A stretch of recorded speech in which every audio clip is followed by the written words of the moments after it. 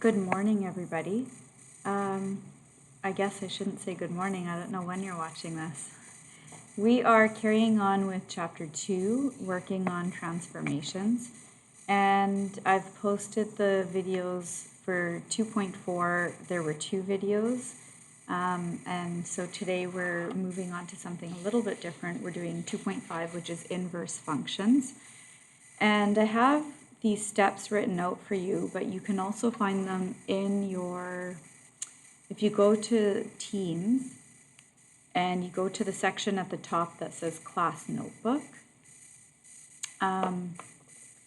Actually, maybe I will show you right now if I can find it in the middle of this video. If I go to Teams, yours is going to look a little bit different, but I will attempt to show you. So just at the top here, see where I'm pointing to where it says Class Notebook? You would click on there. You'll see this picture and you want to click on the arrow at the top there, and yours is going to look different than this. You should see your own name, or I don't know what it says there, but you're going to look for the portion here that says Class Notes. And when you click on that, all of the notes for this should appear.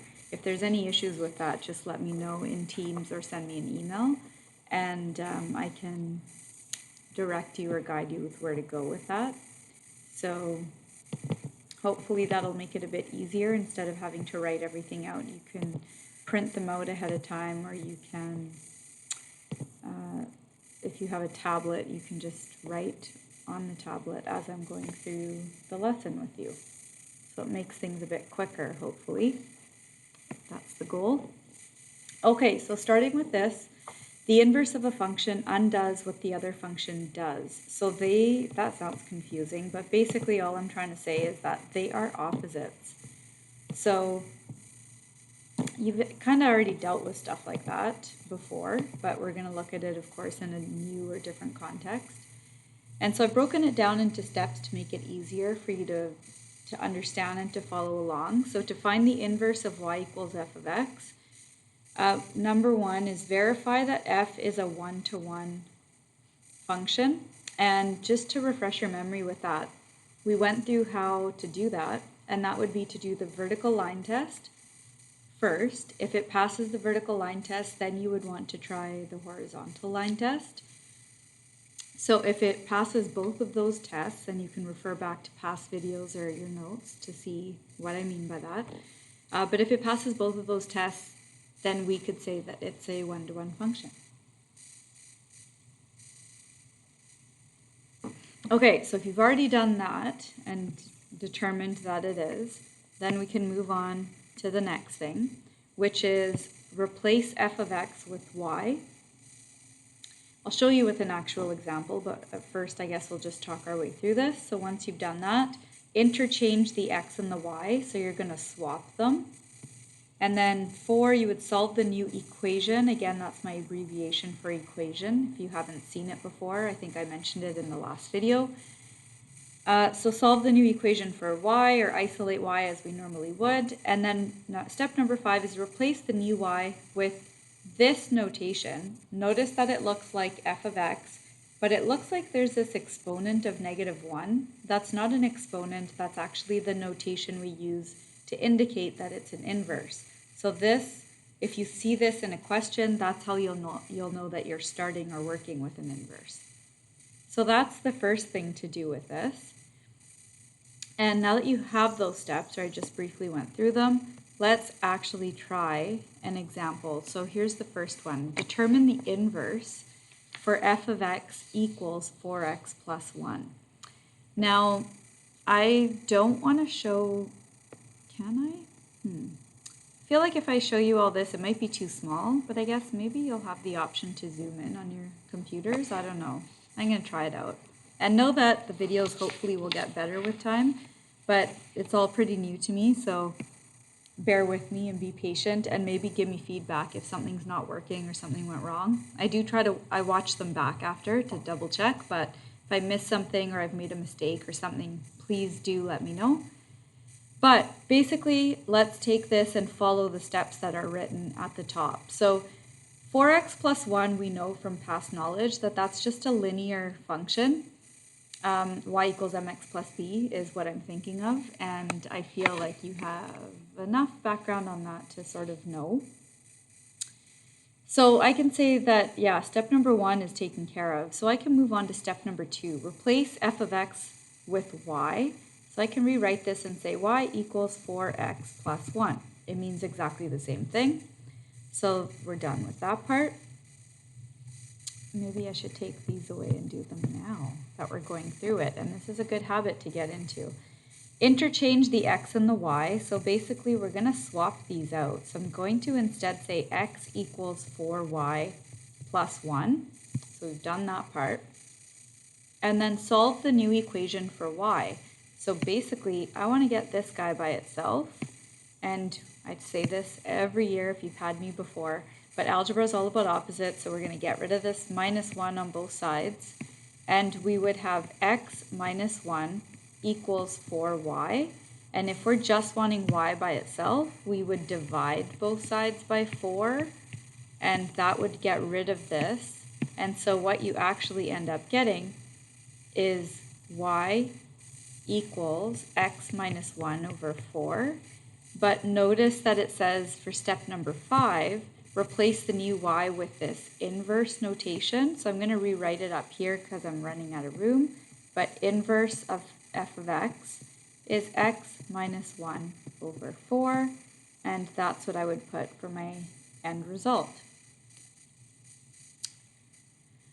Okay, so it asks for verification. That just means check to see if you've done this right, because you kind of don't need me to mark it. You actually could double check this yourself. If you were here in person, I would ask you if you can think of a way that you could check to see if this is right. But since you're not here in person, I'm just going to tell you. And that is that you could take this new equation and plug it into the original, or vice versa. So that's what this part is trying to tell us. Let's look through this and you'll start to see how this ties in with the composite functions that we did last day. So this says f of g of x equals x. So what that is saying is, let's say I call, see the purple g of x? I could call my inverse function g of x, for example. That's what this is saying. And I could call f of x the original one that was already named f of x. What it's saying is plug in the inverse into the original, and you should get that it's just equal to x because everything should cancel out. Or the other way of looking at it is we could do the opposite. Like I had said, let's call this guy here g of x. So I could take the inverse function and I could plug the original into that, and everything should cancel and give us x. So it doesn't really matter which one we decide to plug in. But maybe what we will do is, I had said, let's call this one g of x. I'm going to put that in little quotes because it's not really g of x. Well, I guess kind of. We're calling it that for now. So we're going to plug that in. So we're going to say f of, and instead of g of x, I'm going to plug in what it's equal to. So I'm going to say f of x minus 1 all over 4, and that should equal to x. You know what though? I'm going to get rid of that. I'm going to plug it in. So my f of x, I'm going to color code it. It might look like I'm doing it to make it look good, but it's actually so that you can follow along and understand what is happening. So this would be equal to 4, and I'm going to put the big brackets here, plus 1. So what I'm doing is this 4 plus 1, like this part, is just this part. But instead of the x, I know that I'm plugging in the g of x part, or the inverse. So I'm going to do that. X minus 1 over 4 is what that is. So I'm doing f of g of x And in doing that, we can see right off the bat, this works out so nicely because look what happens. Those cancel. And then look here, I have -1 and then a +1. So after doing all of that, I really did just get x. So basically, this part ended up being true because they're opposites. So you're basically reversing the equation, isolating for y, and then taking it and plugging it right back into the original. So it logically makes sense that when you work your way through it, that it's all going to cancel out and just leave you with x. We're not going to do the other way around, or I'm not going to run through it with you, but you can try it if you like on your own. So you could do g of, and then you would plug in the original equation, which was 4x plus 1, and you'd plug that into into g of x, the x minus 1 over 4. We're not going to do that. We're just going to talk about it, and if you like, you can try that on your own to double check. But know that there is no right or wrong for which one you use to plug into the other. It's your choice. And what I would go with always is just math is about simplifying and breaking things down and making them easier to work with. So pick the one that's going to make your life easier to work with. That's the smart way to go through this. That's the difference between taking like 2 hours to do an exam and running out of time and da-da-da. If you know your stuff well, you will find the quickest, most efficient method, and so that time isn't really an issue. Okay, so there's the first part. Moving on. This, I feel, kind of makes sense if we think about it. The domain of f of x, or the original function, is the range of the inverse function, and vice versa. That makes sense because think of what we even did in this. We swapped the x and the y. So if you're swapping x and y, then this stuff makes sense because domain goes with x and range goes with y. So it's helpful to think of it in terms of that. Now, determine the inverse of g of x for g of x equals root x plus 5 and verify. I don't know why I wrote radical up here. I feel like you probably know that or remember it, but yes, this is a radical function.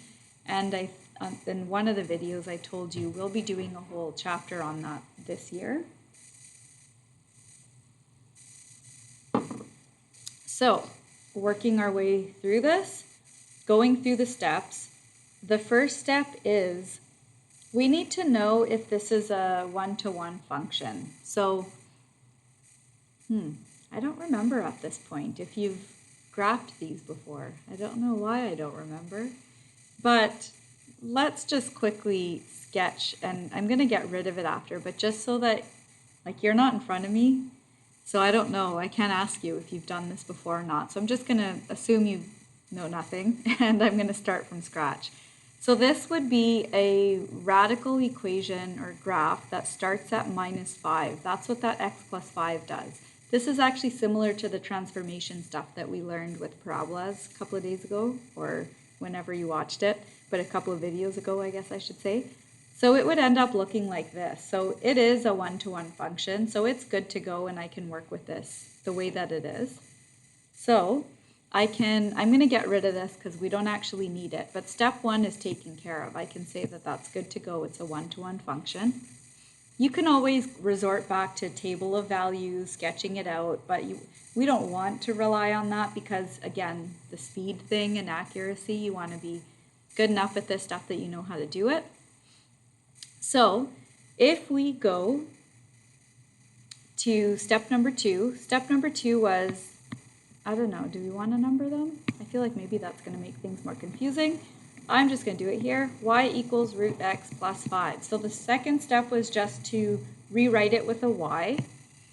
Third step is we want to swap the x and the y. So x equals root y plus 5. Algebra is all about opposites, so if I want to get y by itself, I better square both sides. And then I'm going to have x squared equals, that thing's gone, the radical sign, so like those cancel. And maybe I can do this in one step. I would have y plus 5. I would want to subtract the 5 to bring it to the other side. So I end up with this, and as we know from before, I like putting, it's just a habit, I guess, but we usually go left to right, just like how you read a book. So I'm going to move the inverse of g of x to the left-hand side and move this stuff to the right-hand side. And we can do that as long as I keep the signs, like the positives and negatives, the same. And that's what I would get for my answer.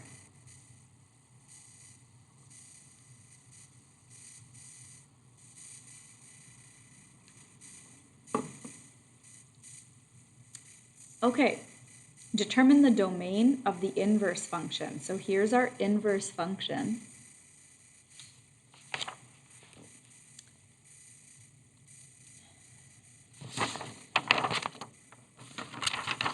Oh, it said verify, and I never did that. So I guess we better do that. If it says verify, that's like saying solve and check, right? So verify just means check to see if this is right and show that you know how to do that. So basically, we're going to plug one of these into the other one. And it doesn't really matter which one or how we choose to do this, but I'm just going to pick one. I'm going to say, let's do g of the inverse of x. So what that means is I'm doing g of x squared minus 5. And I can do this. I'm going to move that over to say I'm plugging in x squared minus 5 into my original here. So in my original, I had my root sign. And instead of x plus 5, it's actually going to be this x squared minus 5 inside.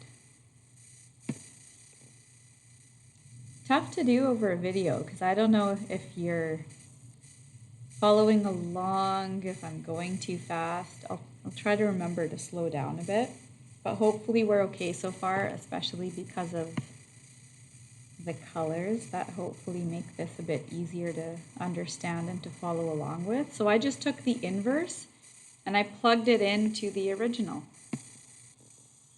And we can start to see, so g of the inverse of g of x, I'm thinking it should be equal to x, so let's work our way through this. The minus 5 and the plus 5 are going to cancel, so I end up with the square root of x squared, which really just is x. So I can verify that this actually worked out and what I've done is correct.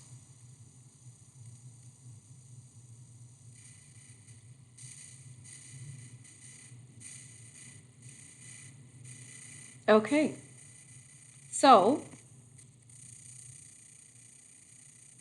back there, maybe in the last example, I mentioned domain and range. And so if you think about it, if we're looking for the domain of the inverse, yeah, again, I'd like to ask you, but you're not here. So I guess I just have to ask myself, or I guess I just have to tell you. So, if we want the domain of the inverse of g of x, that is the same thing as the range of the original equation that we had. So, oh boy, I'm going to go into a different color here. When we look at this original equation, remember how I just quickly sketched it out for you? I made it go like this. Well, the range for that would have been y is greater than or equal to 0. So the stuff in green that I'm doing above there, you don't really need to draw out and do, but I just feel that having a visual image of what it looks like helps to understand the algebra and to make sense of where it's coming from, and know that they both represent the same thing. It's just different ways, and one way probably works better for some people and the other way for other people.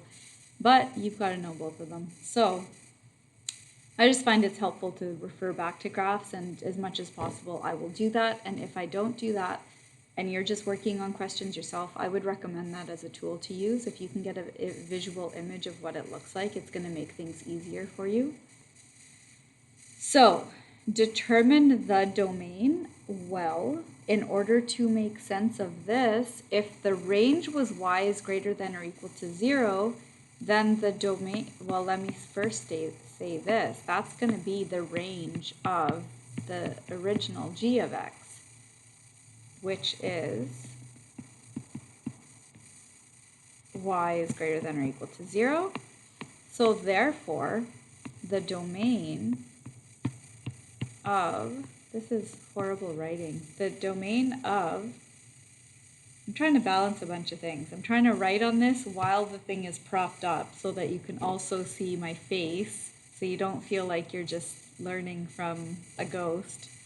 But I don't know. I'm playing around with this still. We'll figure out something that works, but this is not easy to write on it like this, but I'll make it work for you. And then when I see you face to face, maybe you can give me some tips or feedback. But I feel like it's going okay so far. And the nice thing is I can live in my own little world because none of you can say anything to me. This is wonderful, actually. So the domain of the inverse is x is greater than or equal to 0. Because I got it from the range of the other one. We are going to get to graphing these as well, and I think that's going to help you to really wrap your head around how this works. So not to worry if you're still a little iffy with this. I really think that getting a visual image or picture of what it looks like will really help you. Okay, so the next one, determine the inverse of h of x equals x over 2x minus 3.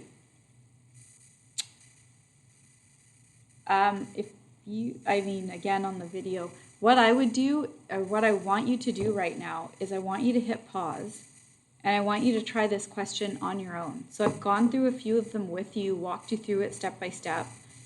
I would hit pause right now, try this on your own, because it's totally different when you have to do it on your own versus sitting there passively and watching me do it. So that's how you're really going to know if you got this stuff. So try it and then unpause it to look for the solution, which I'm about to do.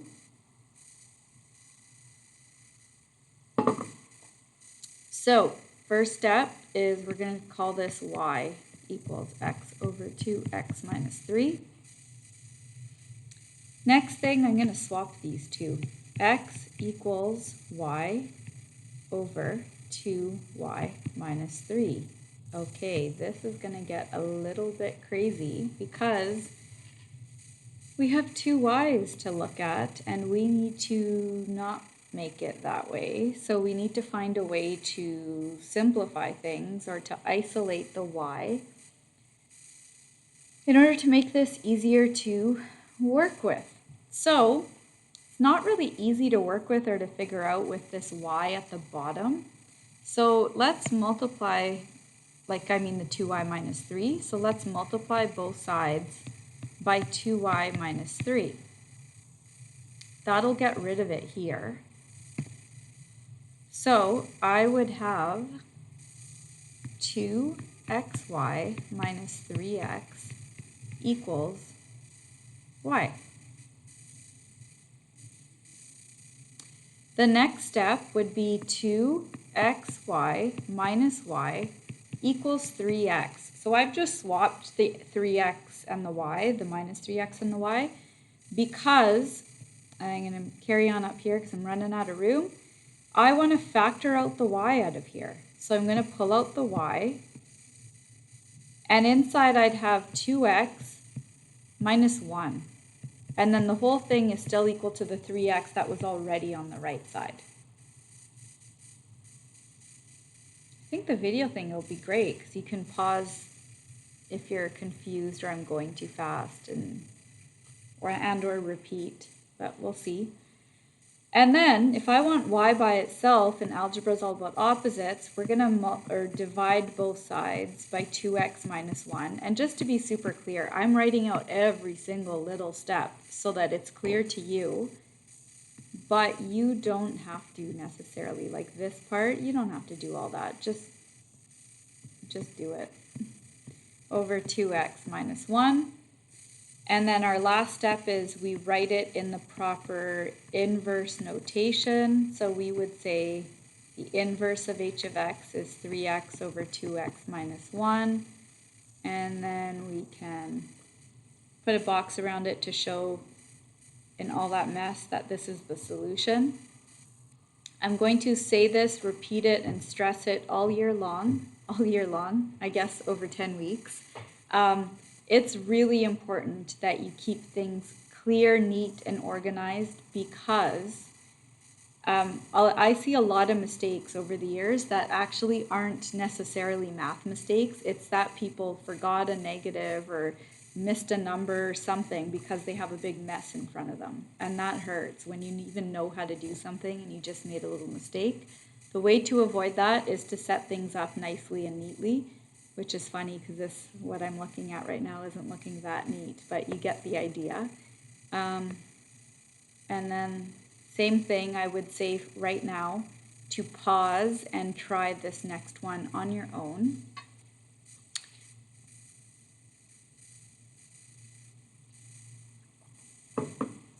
And then unpause once you are good to go. But here's the first step. Y equals x squared plus 5.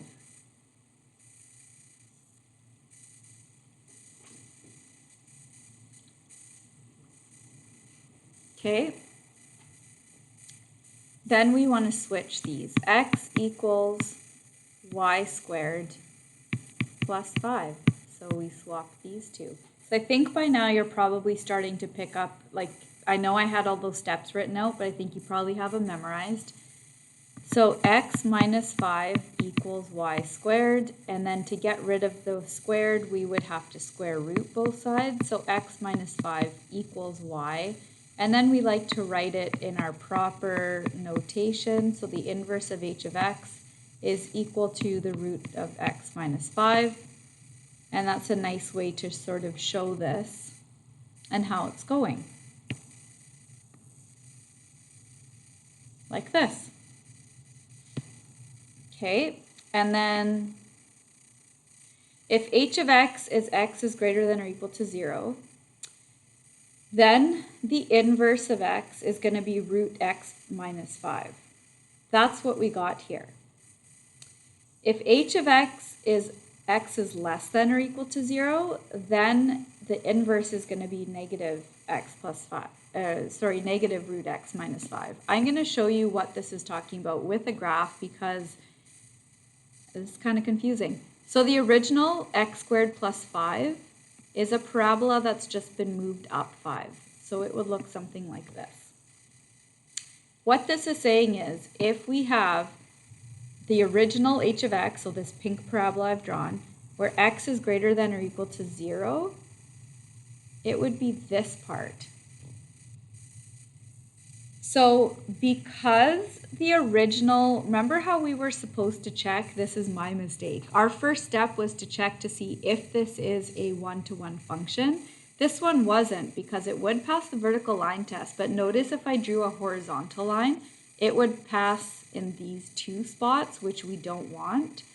So anytime it's not a one-to-one function, we put restrictions on it, like these down here, that make it a one-to-one function. So that's what's going on here with this stuff that I've written.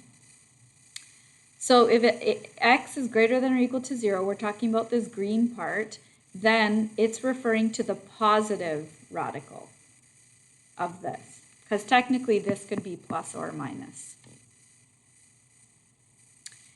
If we're talking about where x is less than or equal to 0, that's this part here, then it's going to be talking about the negative radical. So that's how this all makes sense. And I will eventually show you, like, I mean, are we even doing graphing today? We are, so maybe I have a bad habit of doing this. I was going to show you because it sort of made sense in this example, but we'll wait because I'm about to show you graphing in the next little bit. For now, just be okay with that.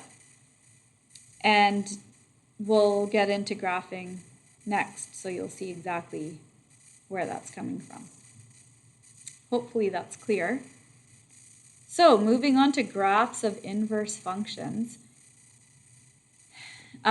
If f and its inverse are f and the inverse of f are symmetrical about the line y equals x, then f of x is a reflection of the inverse on the line y equals x. So the line y equals x is this red or pink, whatever it is, dotted line down the middle. If my original function here, if you look at this, it says f of x equals x squared, but we're only interested in where x is less than or equal to 0. So there's restrictions that are placed on here. So we're talking about this part.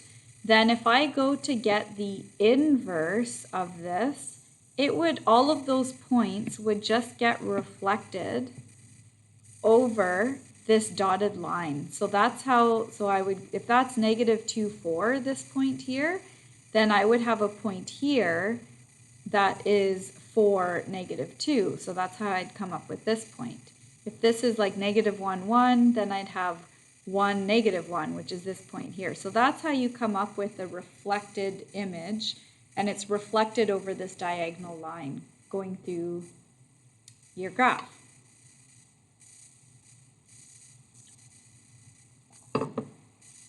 I always tell myself I'm going to quickly go through this and make a quick video. This is not quick, but it's good. I think the details will help you.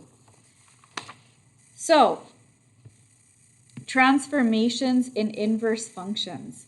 If we have y equals f of x and it has an inverse that's there as well, let's take a look at what impact or effect that will have. So, I'm going to say, let's say we have a point here that's called mn. They're always written alphabetically, right? If we're looking at the inverse, this would be a good question to ask you if you were here in person. I would ask you, what would the inverse become? If mn is the original, well, when we calculate the inverse in an equation, we always swap the x and the y. So then this must be nm, because that is swapping the x and the y. So it's good to recognize or notice that this is not a bunch of separate stuff that we're dealing with or that we're working with. It's the same thing that we're doing in different forms, which I think is helpful in really gaining an understanding of what's going on. Okay. So if we take this mn, that's the original point, and we looked at the inverse that it would be nm, then we want to figure out what this, like right down here, I'm going to do it in pink actually. Okay, fine, I'll do it in blue, keep it consistent. Okay, so if I have the inverse of x minus 4, then what we're asking is, what does the new point become? Instead of nm, if this is saying x minus 4, remember when we're dealing with x, it's the opposite. It has the opposite effect of what you see here. So I would ask myself that same question from the last video, does this affect my x value or my y value? It affects your x value, and it affects your x value on the inverse. So I'm not going to use mn, I'm going to use nm, and then if it says x minus 4, it's going to be n plus 4, because it does the opposite of what I see there. So this is the point that I end up getting.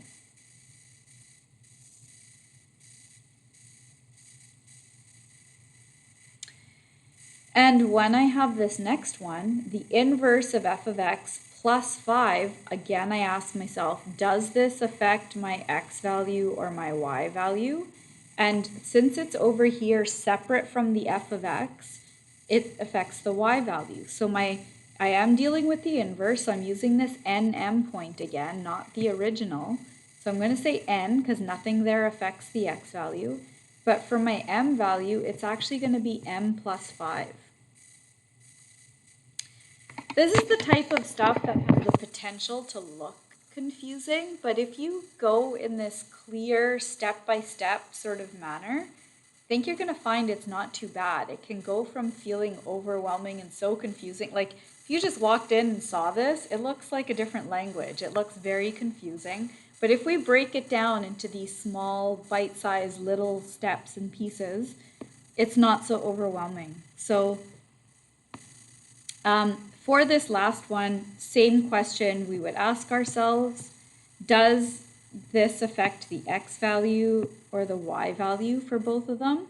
And or another way I like to look at it, I know I'm dealing with the inverse, so I know that it's going to be n, so I'm going to use that.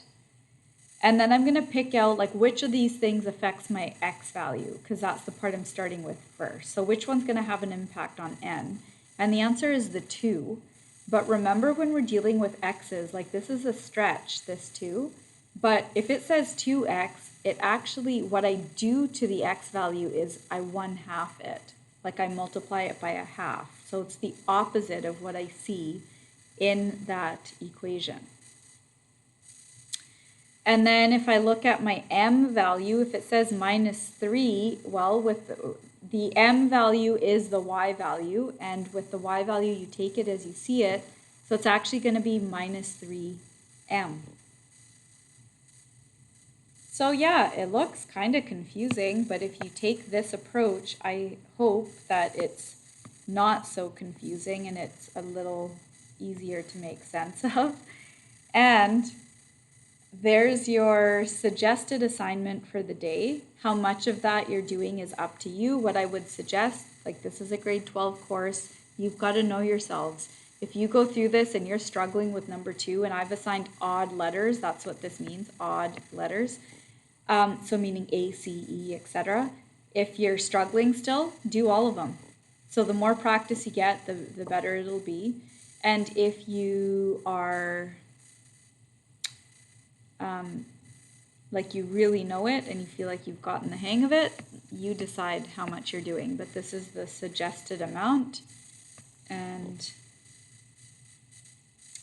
I'm having fun with the stickers. Okay, that's it.